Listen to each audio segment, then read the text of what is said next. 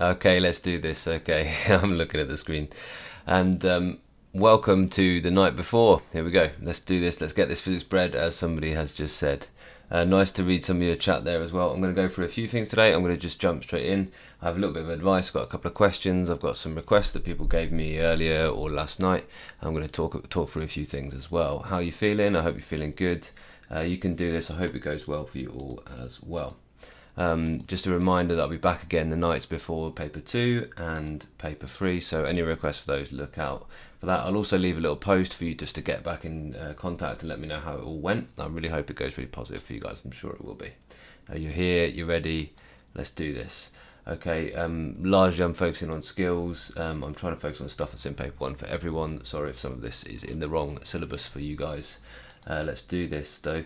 What there is, at the top of the live chat, I have put loads and loads and loads of my live feeds that I did last year and the previous year, which are all prep for all different things. There's loads of stuff available on my channel. I know you've only got tonight, but there's loads of stuff for you to watch. You can do this. Make sure as well to leave a like, because that does really help me out on this channel. And if you're not subbed up, then make sure you are. I'm going to talk about how they make some questions hard, and I'm going to talk about the way through questions as well for you guys. Here's a revision tip again for you guys, what to do tonight. Maybe use exam questions and playlists, but I would suggest actually stick to some pretty chilled out revision tonight. But if you use exam questions and playlists, then what I suggest you do is you actually pause the video, try and do it for yourself without actually listening to the explanation yet. Pause the video, read it, decode it, and have a go. And then if you get stuck, right, so try and have a go without watching the explanation. Then when you get stuck, unpause it, listen, and then listen only until you understand what to do, and from then on, actually just watch, actually just try it on your own. So basically, the message is, let the video get you unstuck, and then try and do it on your own. That's the best way to use those exam technique, those exam answer videos that we all do and all like so much.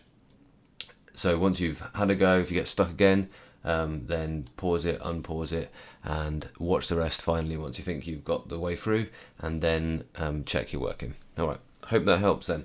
Let's go through some of them. I've got some question practice to start with. I've got the three kind of main types of question. I think I've got MCQs to start off with, and this one is an example of using some proportional reasoning to get to a graph. I think it's a really interesting one.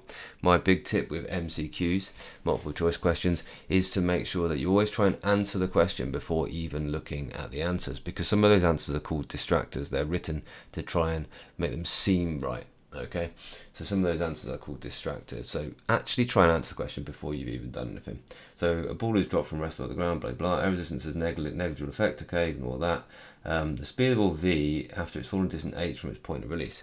So you should hopefully get the idea that this is the idea of a falling ball, whereby you start with potential energy and you end up with kinetic energy, and from there you can say therefore mgh, which is the potential energy, equals half mv squared. You can now cancel your m's, and you can rearrange for v, so 2gh equals v squared. In fact, you don't need to go any further than that, look, because now you've got v squared is proportional to h. And only one of these graphs actually shows v squared being proportional to h, which is A. Okay, the rest of them are graphs that show v squared against h, but they are none of them are proportional apart from that. This last night I was talking about using y equals mx plus c, so let's just talk about that. Y equals mx plus c is our equation for a straight line of a graph. Super important. You can understand so much as long as you've got a good grasp of that. Well, what's on the y-axis? The h is on the y-axis. Okay, the v squared is on the x. There is no intercept.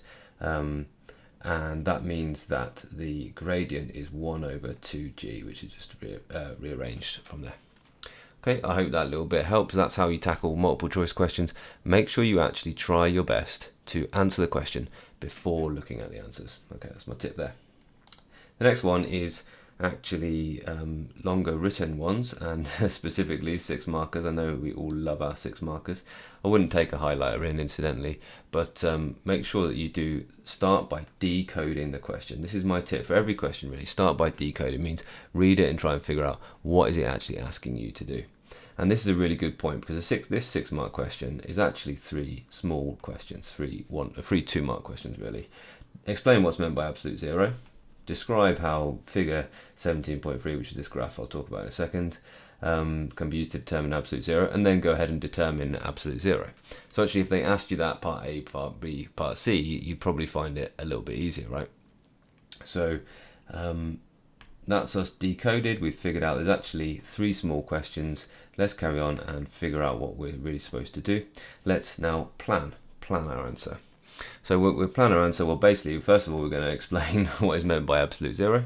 Second, we're going to describe how to use this figure over here. And next, we're going to determine the value of absolute zero. So that's our plan. We're going to do it in that order.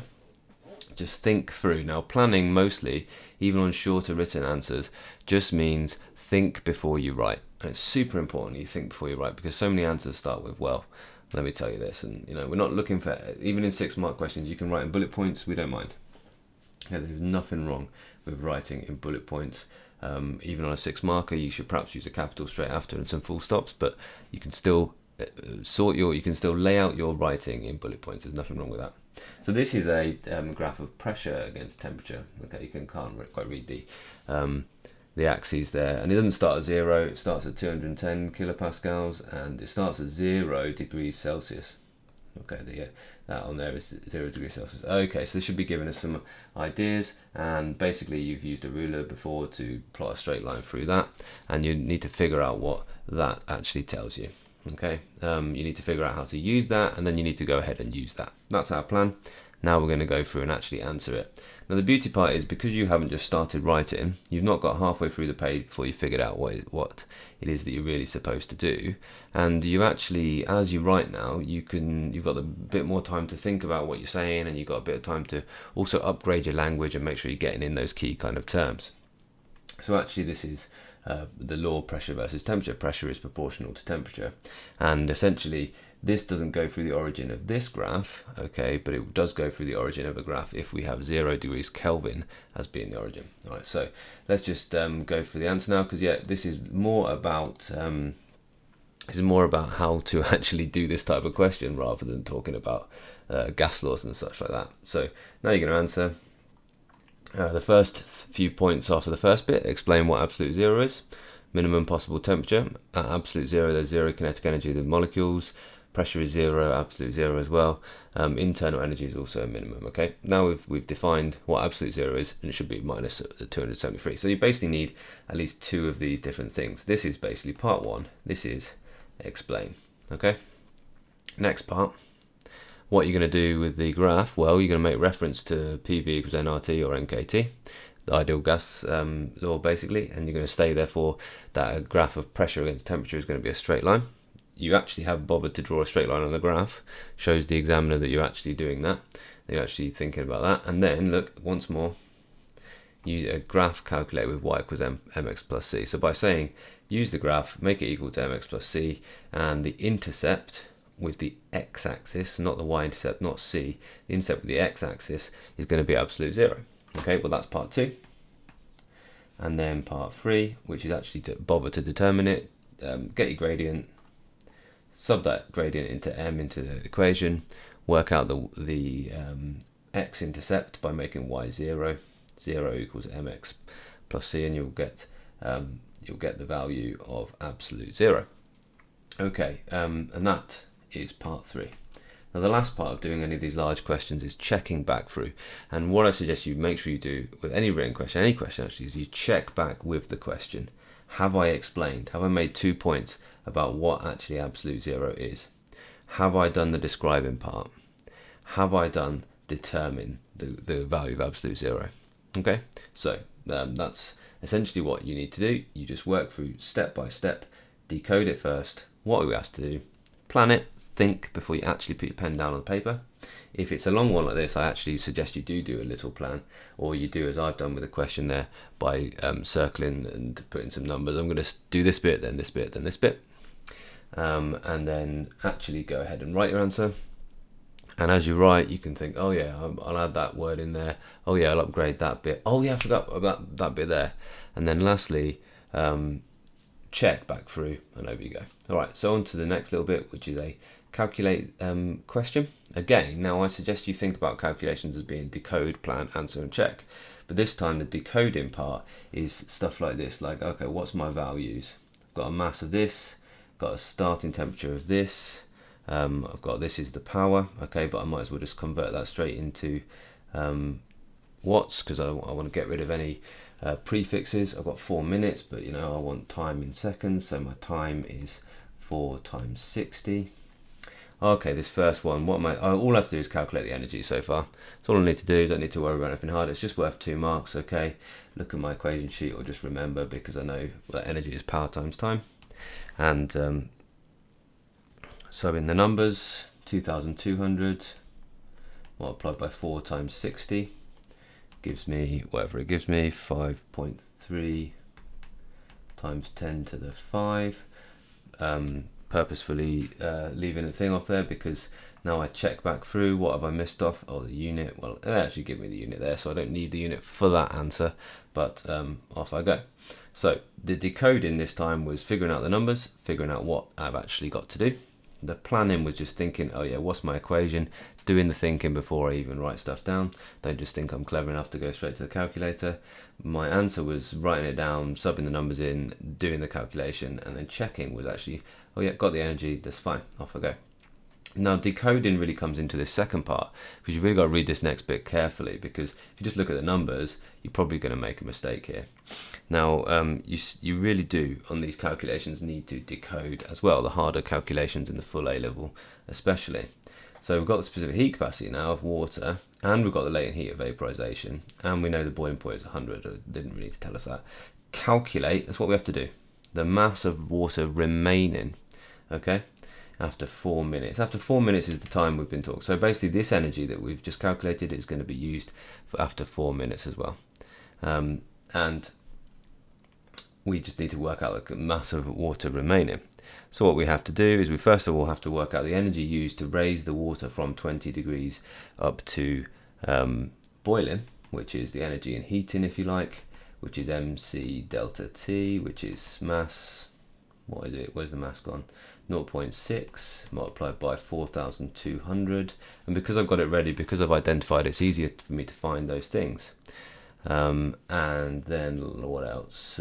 The temperature change, delta T, is from 20 to 100, so it's 80, and then calculate that and it comes out as 201.6 kilojoules, or 201 times 10 to the 3 joules. Now that's the energy I've used to get it up to boiling, and they've asked me to calculate the mass of water remaining. Alright, so what's happening at boiling is we're going to start to lose that by evaporating it. Off we go. Then we're going to use our energy in latent heat. Energy for a change of state is mass times specific latent heat. We want to know the mass. We want to know the mass that's boiled off by the remainder of that energy. So this value here, 5.3 times 10 to the 5, and this value here, which is 2.016 times 10 to the 5 joules. This energy, some of this energy has gone to heating up to 100, and the rest of the energy is going to go to changing the state. So now I can rearrange for mass. Mass is the energy for change of state over the specific latent heat. So I'm going to do whatever it was, 5.3 take away this, 5.3 take away this gives me 3.264. Now that's that. I've got a more accurate answer here, by the way. So just I've left that value in my calculator, times 10 to the 5 over 2.3 times 10 to the 6, which is the latent heat of vaporization. Off we go. That gives us a mass of 0.1419. I've got a mass. Phew, off I go. I've finished. Happy with that. I've got a mass. That's what it wanted. Oh, now I just need to do the check bit. Oh, it's asked me for, I'm going to check back with the question. Okay, check back with the question. Calculate the mass of water remaining. They've even made it bold. So actually I will not get full marks, so I'll leave my answer with this. Actually the mass of water remaining is the starting mass, 0.60, take away that,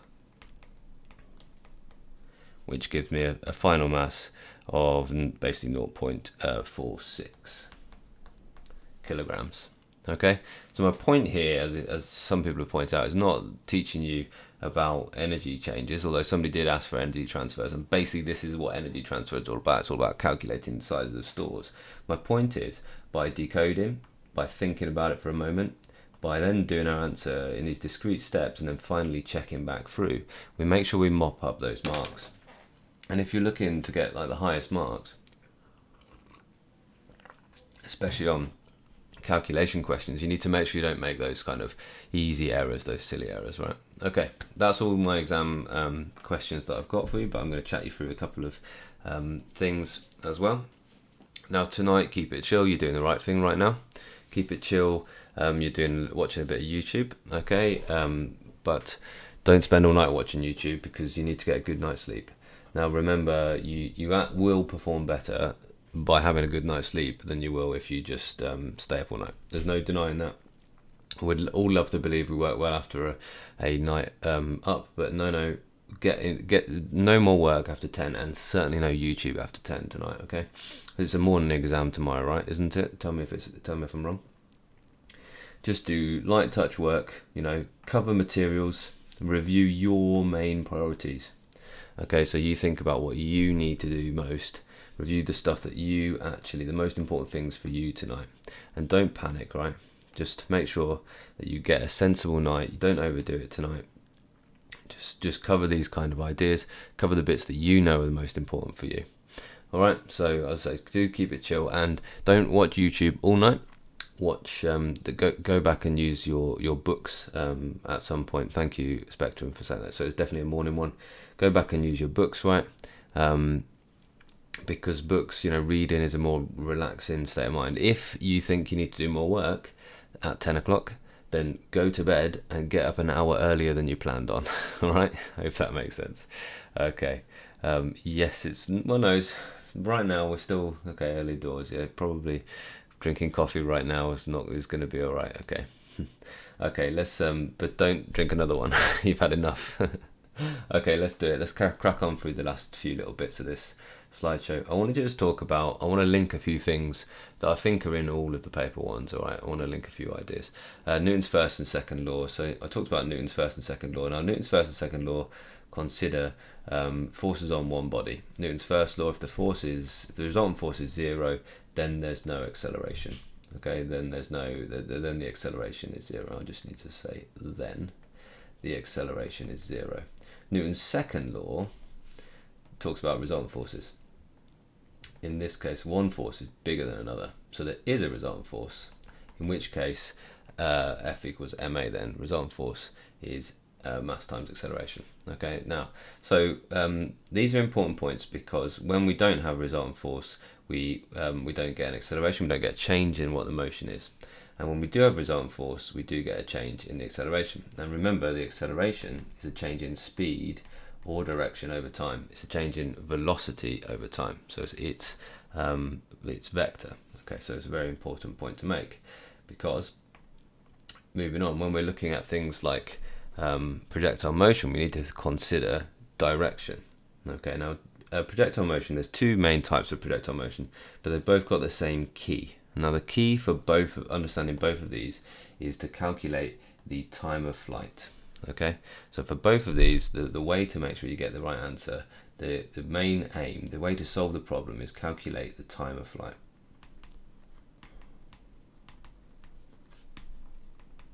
Okay, for both of these types of problems.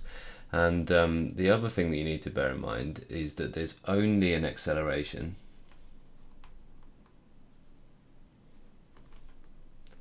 in the y dimension.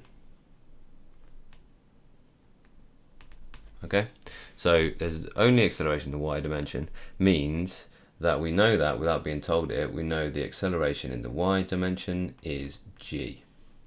Okay, now there's also some other unknowns. There's also some other things that we do know which we aren't told. And the other thing that we do know which we aren't told for this first one is that the initial velocity in the y is 0. And the other thing we do know that we're not told is that the final velocity in the y at this point, or the velocity in the y at the top of the parabola, is 0. Okay, so you have to consider the time up until this point, essentially. And then the last thing to say is that there is no acceleration. So there's no acceleration, which means the distance is the speed in the x dimension multiplied by the time. So for all of these, you just remember no change in the speed in the x dimension, only in the y. you use that and that value of g in suvat to calculate the time of flight, which you then use the time in the equation, speed is distance, sorry, distance is speed times time, to work out the range, how far it's gone. Okay, now I hope that makes sense. So for this one, we're going to use the height, and we're just going to use any suvat involving initial velocity being 0 and getting you the time. And in this one, we're going to use, again, the final velocity is 0, and we're going to use the time. Now, my tip for solving these problems is always to just treat x and y separately, and I suggest with your answer space, you actually go ahead and put a line down the middle and work all your y's here and all your x's here. Now this one's a little bit more straightforward. Because getting the time is just the same as imagining a ball dropping from here to there. It's only in the y dimension which you get time from, and you're going to do that from what you're going to use s equals ut plus a half at squared. That will give you it, because you know u in the y is 0, so you can bin that whole bit off, and then you can rearrange for t there. So 2s over a gives you t squared, so t is the root of that, so t is root 2s over a, and a is g, don't forget. So without telling you, they've got that. And then you've got the time of flight, and then you can do x, the distance is speed in the x dimension, which is this v multiplied by the time. Okay, now for this one it's a little bit more complicated, because the first thing you have to do is to split this v into the horizontal and horizontal and vertical dimensions. So starting with the y dimension, swing the angle open. So this component, the vertical component, v in the y, is v, which is the speed, sine theta. Okay, now you're going to use that. You're going to use that equation and the fact that the final velocity is 0 to give you the time of flight. And the thing you're going to use for that is v equals u plus at, because you know a is g. I haven't told you that, but you know that. So there we go, we use that. So now you can just make v0, so then you get basically u in the y, or, well, I've done this as v in the y, but it's all the same really. U in the y equals at, and you can ignore the negatives because a is minus g if you like. So rearrange for t gives you the time of flight. Time of flight is v sine theta over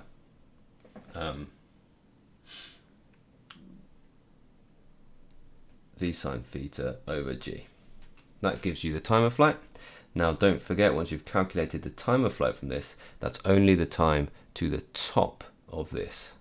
Okay, so the actual time, the total time if you like, is actually twice this. So you can just put this in brackets and put a big times 2 if you like, because when you then finally use the horizontal component here, so the horizontal component of the velocity, now I'm in my x section here, is going to be cos theta, v cos theta. Now that shortcut is close the angle gives you cos, v is the speed, and then your distance is the horizontal speed, v cos theta, multiplied by the time that you just worked out there, which is 2 sine theta over g. And obviously you can work these out, 2v sine theta over g. Obviously you can work these out as numbers, or you can keep the algebra and do the working out right at the end. They may even ask you about this range equation, which is essentially what we're getting to here. I'm just going to finish that off up here. So x gives you x 2v squared sine theta cos theta all over g. Okay, I hope that makes sense. That's a quick run through, a bit too quick really, of projectile motion. And why talking about projectile motion then links into circular motion. I think circular motion is in all the paper ones. So circular motion is kind of another example of the same kind of science behind the projectile motion. Because one way to think about orbits is actually you fired something at such a speed that it's falling parabolically, it's falling towards Earth at the same rate as Earth is falling down away from it. So it maintains the same distance of it maintains the same height above Earth, and so it will complete one full orbit. So we're actually talking about something, an object here, which, remember, Newton 1 has got a resultant force on it, its weight, and it's causing it to do a complete circle. That weight, which is the only force in that parabolic motion, in that acceleration under gravity, essentially the only force in this whole projectile motion, is acceleration due to gravity, is its weight. So that same weight is being a centripetal motion. That same weight is being a centripetal force. So the weight is equal to mv squared over r. So there's another workaround, another really simple thing they can give you. Now this is the equation for centripetal force. Remember that force always towards the center of a circle, that force you must have that is making it turn in that circle, that is making it accelerate in the circle.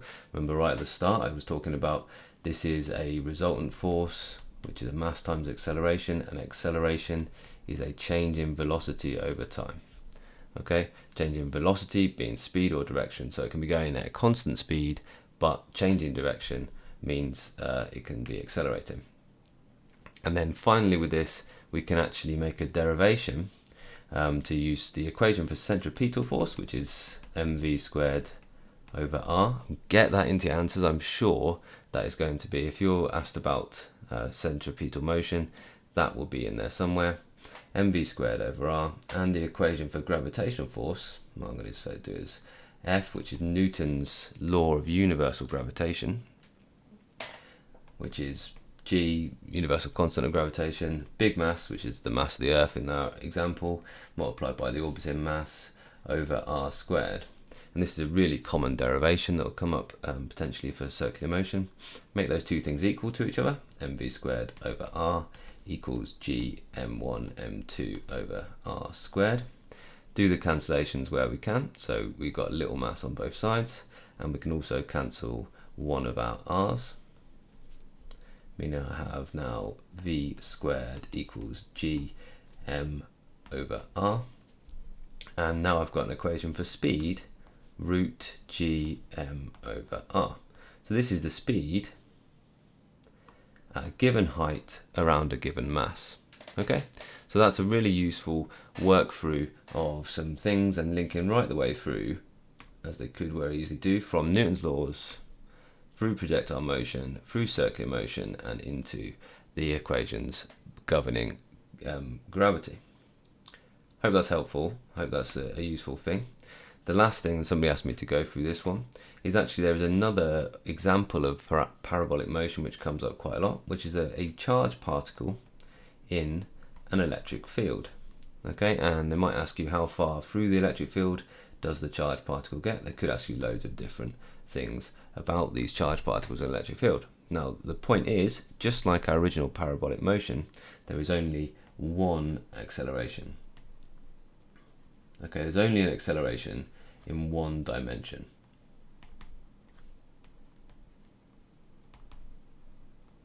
So the exact same things apply if you know the size of that force on this charged particle. Let's say this one must have been a positive charged particle because it's being repelled away from the positive and attracted to the negative. There's only a force all the way, and it's a constant force, same force all the way through on this parabolic path. It's a constant force, and so we're getting this parabolic motion. And so we can use the exact same idea. We can work out the time of flight, if you like, the time that it's in the air, as if it was just here and being accelerated down at that exact same rate. How long would it actually be in the tube, in this uniform electric field? How long would it be there? And therefore we could work out how long it was not in the air, but how long it was in the tube for. And if we knew its initial speed, we could work out how far it had gone by doing x. Distance is speed times time. All right, I hope that's a useful idea as well. Now, somebody asked me to go through Upthrust. I hope this is useful to you all. How many more things have I got to go through? Because yeah, just a couple more. And then if you do have any questions, you can fire away quickly. But I'm going to call it a night. But I do have Yeah, exactly, because it's a direction of the force is constant. Good point. That's exactly the point. Whereas in a magnetic field, the direction of the force is always at right angles to the direction of travel. Yeah, so it doesn't follow a parabola. So I'll do this one in a moment. I'm just going to talk about practicals, although I know they're on paper 3 for a lot of people, and I'm going to talk about uncertainties because that's an important principle in any case. At the top of the live chat, if you scroll right the way up to the live chat, I have put lots of the live feeds that I did in previous years. Also, obviously, if you go back onto my channel, then there's loads of different kind of tutorials, loads of different things that you can look at for all the different parts that are coming up for you. So look back at the live feeds that I did from last year for paper 1. Definitely suggest they're worth checking out. I will have a look through the chat as well, because I can see some people there. You can do this, guys. No need to be worried about lacking motivation. A few more days, a few more efforts, and you'll be ready.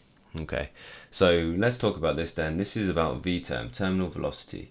So terminal velocity, this is a ball or something falling through a fluid. So let's say I've got it in a tube of fluid. And therefore, because we know it's at terminal velocity, it's not accelerating. Again, this is an application of Newton 1 then, isn't it? The forces are balanced. The weight is equal to the drag plus the upthrust. Okay, so what we're going to do is we're going to develop an expression for each of those different things. So I'm going to start with an expression for the weight. The expression for the weight is going to be, it's the mass of the ball multiplied by gravitational acceleration. And I'm going to expand that out. I'm going to talk about the mass of the ball being the density of the ball multiplied by its volume multiplied by gravitational acceleration. And then I'm going to expand the volume as well. So density of the ball, I'll expand the volume first because that puts numbers at the start. 4/3 pi r cubed, density of the ball multiplied by g. So that's our expression for the weight. Then I'm going to do a similar thing for the upthrust. The upthrust is a force on an object due to it being submerged in a fluid, due to it displacing the fluid. So this time it's going to be the mass of the fluid multiplied by g. And I'm going to expand the mass to be density of the fluid multiplied by the volume of the fluid multiplied by g. And then I've got the same expression for the volume. So it's 4/3 pi r cubed, and it's the same r because the ball is displacing the fluid multiplied by the density of the fluid multiplied by g. So now I've got 2 of my terms here. The next one to define is the drag force.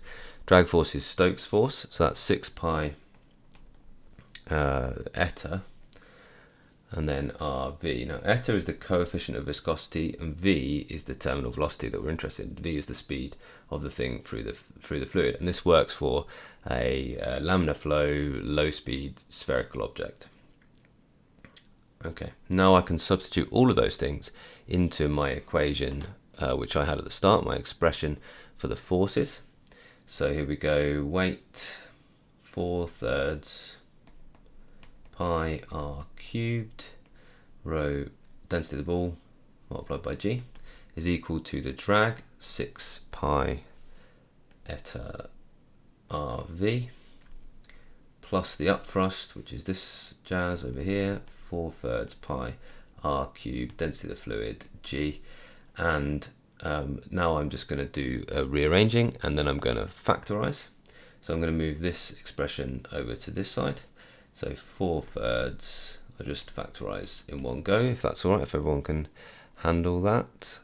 Or will I? No, I'll do it afterwards. I'll do it the long way around. So minus all this, 4/3 pi r cubed, density of the fluid multiplied by g equals 6 pi eta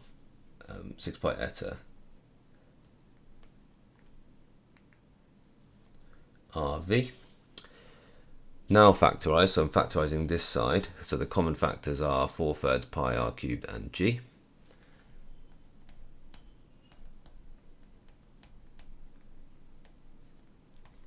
And the ones I've got in the brackets are rho density of the ball minus density of the fluid equals Stokes' force again, 6 pi eta rv, and then rearrange for v basically, and that is my equation for terminal velocity. And I need to do, well, that comes out as 2 over 9. Okay, is all the numbers taken care of. R squared, because one of the r's cancel. G, and the pi's cancel as well. Row the ball, row the fluid, and 9 eta on the base. So on the bottom of the fraction. So that is an equation for terminal velocity, v term there.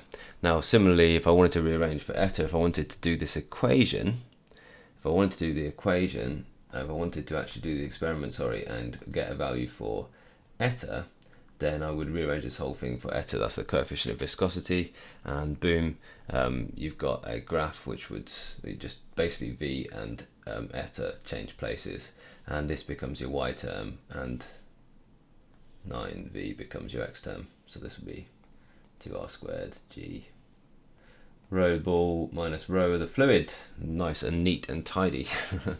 Okay, I hope that's helpful. Now that is the type of thing, guys, if you really want the top grades, then you are going to need to be good at doing that kind of derivations and working through that, and at least having a good concept of that. They can ask you about a tiny little part of that, or they can ask you about the whole flipping thing of that, right? Okay, so that's a good derivation somebody asked me to go through. Now practicals for many of them are on paper 3, so I've put this one in the description. I've put this one in at the top of the chat. So if you go right back to the top of the chat, you can see all these. These are all the practicals playlists, so you know if your A level has practicals in these ones, then find that these go through every single. In AQA, in Edexcel, and in OCR, there is a playlist for every single one of the required practicals. So you're very welcome to go and have a little look through those run-throughs. It's useful to know them from other exam boards, by the way, because they're kind of variations on a method that they can ask you about. And lastly, somebody asked me about uncertainties, and it's a really important idea, uncertainties in physics. And remember, if you want more accuracy, there's 2 ways to get more accuracy. And accuracy means less uncertainty, or it means less percentage difference from a final value. There's 2 ways to get more accuracy. You can make the actual uncertainty smaller, or you can make the value that you're measuring bigger. So make the uncertainty itself smaller, or make the value of the thing you're measuring bigger. And both of those things are going to have the effect of reducing the percentage uncertainty. Now, percentage uncertainty is a more useful way of thinking about uncertainty than absolute uncertainty, which is this value at the top of the fraction, because that we can compare different results there. We can't compare the uncertainty in distance with the uncertainty in time. You know, it wouldn't be the right thing to do. But we can compare the percentage uncertainty in distance and the percentage uncertainty of time, and that will allow us to think about our experimental method and to improve it. Okay, that's all I really want to say about that. There's a lot of chat about what to use here, whether to use a scale division or not. Most people say that if you're using a ruler, for example, that's a rubbish ruler, but there it is, and you're measuring something, you're making 2 judgments. So you're plus or minus a full scale division, because you're judging it here. So you might be plus or minus half a scale division here. You might be plus or minus half a scale division here. So the most you could be out is plus or minus a whole scale division. Okay, or but if you're reading just off a digital thing, so if you've got the value 0.01, and that's the smallest, that's the resolution of the meter, then that value is going to be plus or minus 0.005, so half the scale division. We're not too bothered as an exam board. Most exam boards are not too bothered which one, if we have plus or minus a full scale division or half a scale division, that's totally fine. And these are just ways to estimate the uncertainty. Of course, once you have taken a set of repeats, if you've got 3 different results in your results table, then actually once you've got repeats, then you can use half the range for your uncertainty. Okay, that's me for now. I hope everyone's found that useful. There's loads more you can do as well. I'm just going to have a little skim through. If you've got questions now, but they have to be kind of light touch questions, because that's me talk for 40 minutes now, and I know you're going to have really specific questions. I can maybe point you to other videos that are available, but I'm not going to be able to go through a whole other section now. If anyone wants me to explain all of electromagnetism, for example, it ain't going to happen right now. But just as I said at the start, I'll go back to my earlier slide. Keep it quite chill tonight, okay, and don't overdo it. Don't don't think you're going to be able to do 4 past exam papers today. If you are, yeah, I could probably go through the damping graph quickly, Curry. If you are, you're not going to be able to do all the exam papers. If you do want to do exam questions, then use exam question videos, or use just do the last couple of questions. Or if you think that they're going to be too hard, then use some middle ones, or use MCQs to cover quite a bit. Damping is all about like taking energy out of the system. So if something's doing simple harmonic motion, if it's undamped, then the amplitude stays the same throughout. But if it's damped, then the amplitude like decreases over time. Now actually the amplitude, if I was to square all these, then I could have a set of values of the amplitude, and they actually vary by they actually vary exponentially. There's actually an exponential decay in the amplitude of that. Okay, so I hope that makes sense. Damping just means taking energy out of the system. So we have a simple harmonic oscillator, and if we want it to stop oscillating, well, there's 2 ways to stop it resonating.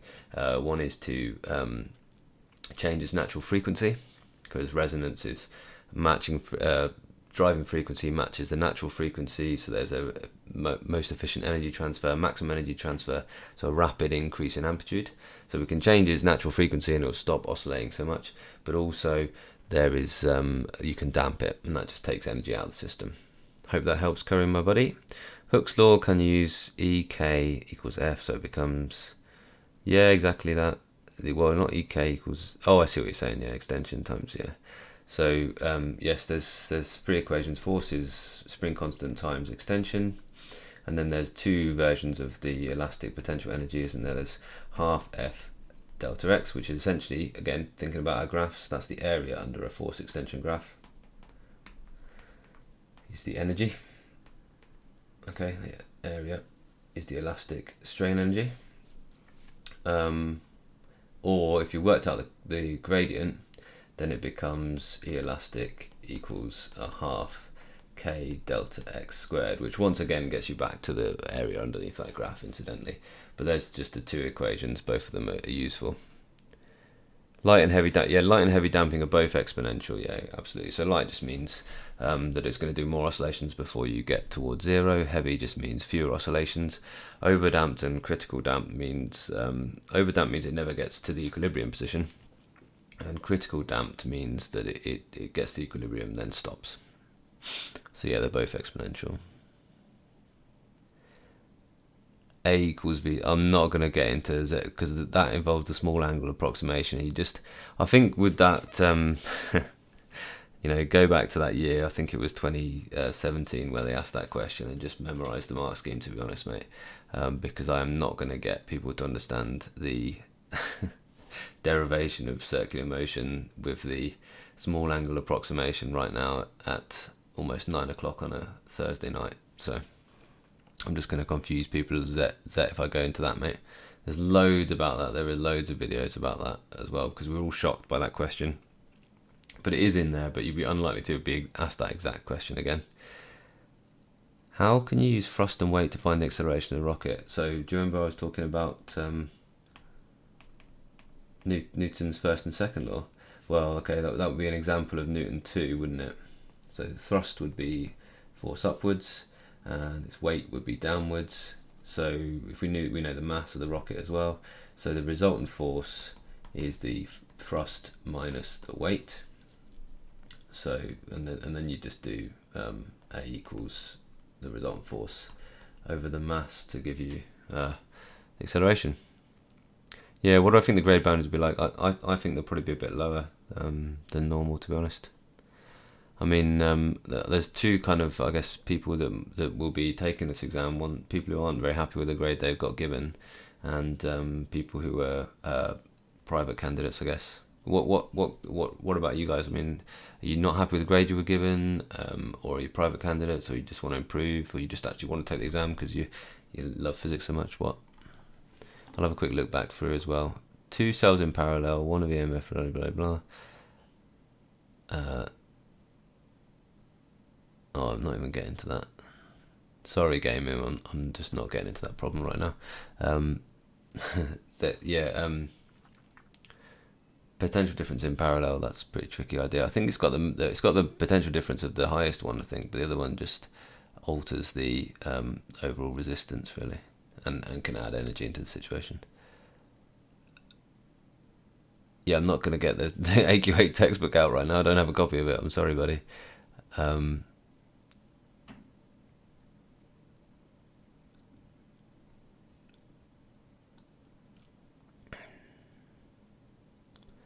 Yeah, cells in parallel just become one big cell. Yeah, it's a good way of putting it.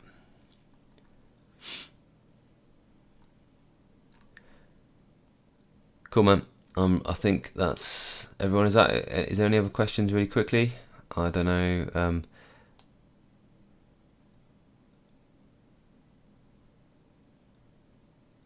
Tell me. I wasn't happy with the grade. Well, why do I think it'd be lower? Because most of the people who were aiming for it and likely to get the A stars probably won't be sitting this exam. So I think that'll bring their grade boundaries down. If I'm pulling a box, in which direction does the friction cat and why? Kindly explain it. Oh, friction act. I was thinking Schrodinger's friction cat there for a moment. If you're pulling a box, the friction always opposes motion, mate. So where is it? I might as well just do it on this bit. Friction always opposes motion. So if you're pulling on a box, then you have to do a larger force than friction to overcome that motion. So here's the box, here's the tension, here's the possible friction that's available, and tension has to be greater than friction for the box to accelerate, for there to be a resultant force. Okay, so the friction always opposes motion. That's what friction is. You don't get a friction if it's not opposing motion, if it's not moving. Will they ever do reverse cells in parallel? I don't know, Zach. I've never seen one of those, mate. Yes, PTR's got a good point. The answers for the worded questions are usually like based around definitions. So the mark scheme would normally have a definition. If you actually look back at my 6-mark question, a lot of these are actually definitions, aren't they? So this is a definition of what absolute zero is. This is the actual value of what absolute zero is. This is just quoting and talking about an equation. Okay, so actually you could get 3 marks with just some definitions here, just some really simple physics. But it seems complicated to look at this. So you've actually got 3 really quite straightforward points.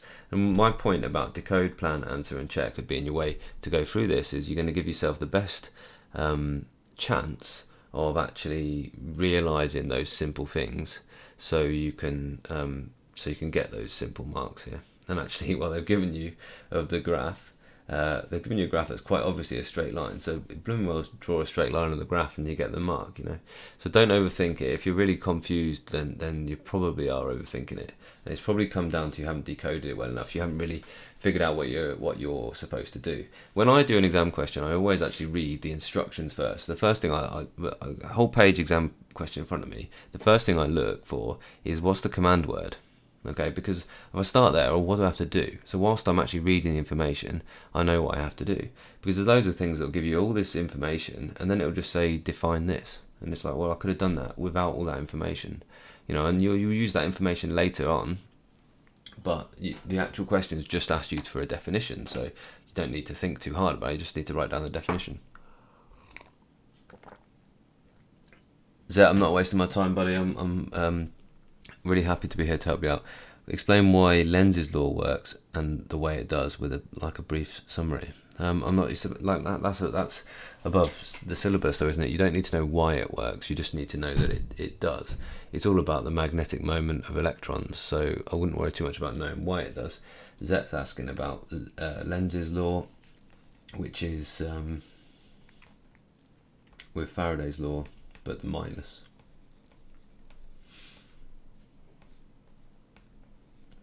Okay, rate of change of rate of change of flux linkage. Is it? Yeah. Why is it inducing the direction to oppose the change? I think it's about conservation of energy. Is the answer there? But it's about magnetic moments, and it's not something you need to know about, I don't think.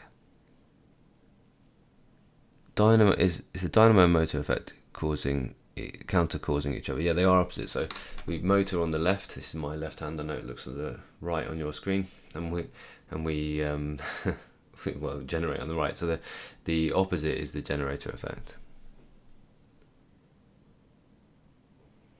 That's way too high level of English. Simple way of explaining it. Oh, so this equation? Well, this is so read this equation. The EMF is proportional to and towards, which is the minus, or in the opposite direction of, towards or opposite direction, same things, and opposes is the way we tend to quote this one. Rate of change, that's the divided by the difference in time of flux, which is the phi, linkage, which is the n, the number of turns. Does that make sense? So this is a really super important thing, like I think, in understanding physics, is being able to like read an equation out, because actually that in words is going to be the answer to a lot of explained questions about Faraday and Lenz's law. So EMF is proportional to is the kind of this section, isn't it? It's like 1. Opposes the 2, that's the minus. Rate of change is the divide by dt bit, and flux is the phi, and linkage is the number of turns. Yeah. So the equation reads like a sentence. Right, I am going to wrap it up now. I hope that helps, my buddy. Let's hope. Is what we hope for. What do we think of the grade boundaries? You can't control that dude, so you just go in and you just do your best. You don't worry about anything about it. As I said, chill night tonight. Get on with it. Don't panic. Go in there. Make sure that you arrive in that exam hall ready to go. Do your best. Look, you've got a grade in the bag. I hope you've got something. I know some of you private candidates, etc. If you have to go back on that, at least you've got it. All right. Last minute useful knowledge tips. There's loads. Learn the laws. One of my favourite live streams, which is not the most popular, is called Laws and Principles in A-level Physics. Okay, watch that one, because most exam questions are based around a law of physics. All right. So most exam questions, when an examiner is writing exam questions, they are thinking about laws or first principles in physics. So if you like, I'll just once I drop this feed, I'll put in the chat, because this chat will still be open. I'll put a link to a video which will be laws and first principles of A-level physics. So watch that if you want just some last minute knowledge stuff. Get those laws and first principles in, and you will find this Faraday and Lenz's law. Faraday's part just doesn't have the minus, basically.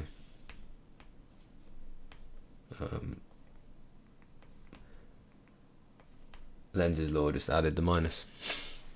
Totally macked on Faraday's law and just added a minus. Alright, well done everyone. Buy a Gorilla Physics hoodie. No, you don't have to, but see you soon. Do like this video before you leave, everybody. I hope it's been really useful. Best of luck. We don't need luck, because you're here, you're preparing, you'll be absolutely fine. And I'll catch you on the flip side. I'll put a post out tomorrow. Just jump on the post and tell me how well it's gone, and I'll look forward to hearing from you all. All right, bye guys. Well done.